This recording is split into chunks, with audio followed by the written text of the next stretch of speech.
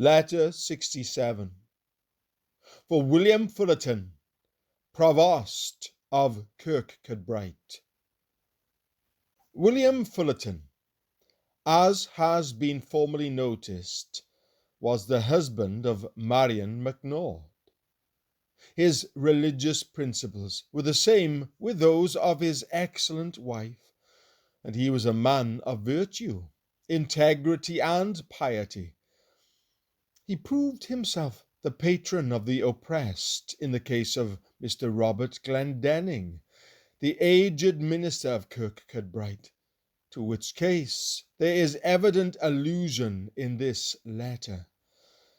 Mr. Glendinning, having refused to conform to prelacy, and to receive as his assistant and successor a man whom Bishop Sidsurf intruded upon him and the people of KIRKCUDBRIGHT, the bishop suspended him from his office and sentenced him to be imprisoned.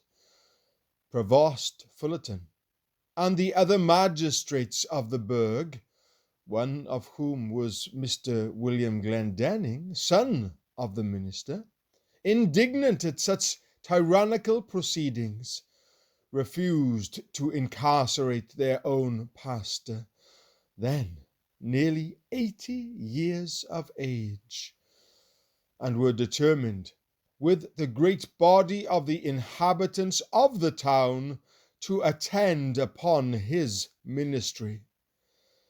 Sidsurf, too proud and violent to allow his authority to be thus despised, caused Baillie Glendinning to be imprisoned in KIRKCUDBRIGHT, and the other magistrates to be confined within the town of Wigtown, while he sentenced the aged minister to remain within the bounds of his parish, and forbade him to exercise any part of his ministerial functions. But he found it impossible, by all the means he could employ, to reduce these refractory magistrates to obedience. The firmness which Fullarton manifested on this occasion is warmly commended by Rutherford. Encouragement to suffer for Christ. Much honoured and very dear friend, grace, mercy, and peace be to you. I am in good case, blessed be the Lord, remaining here in this unco town, a prisoner for Christ and his truth. I am not ashamed of his cross. My soul is comforted with the consolations of his sweet presence, for whom I suffer. I earnestly entreat you to give your honour and authority to Christ and for Christ, and be not dismayed for flesh and blood, while you are for the Lord and for his truth and cause.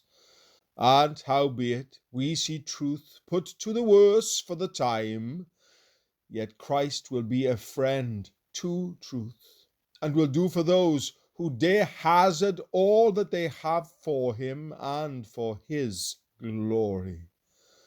Sir, our fair day is coming, and the court will change, and wicked men will weep after noon, and sorer than the sons of God, who weep in the morning. Let us believe and hope for God's salvation. Sir, I hope I need not write to you for your kindness and love to my brother, who is now to be distressed for the truth of God, as well as I am. I think myself obliged to pray for you, and your worthy and kind bedfellow and children, for your love to him and me also.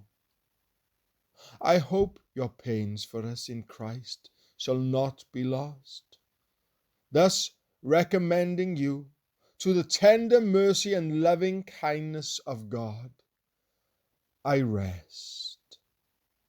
Your very loving and affectionate brother, Samuel Rutherford.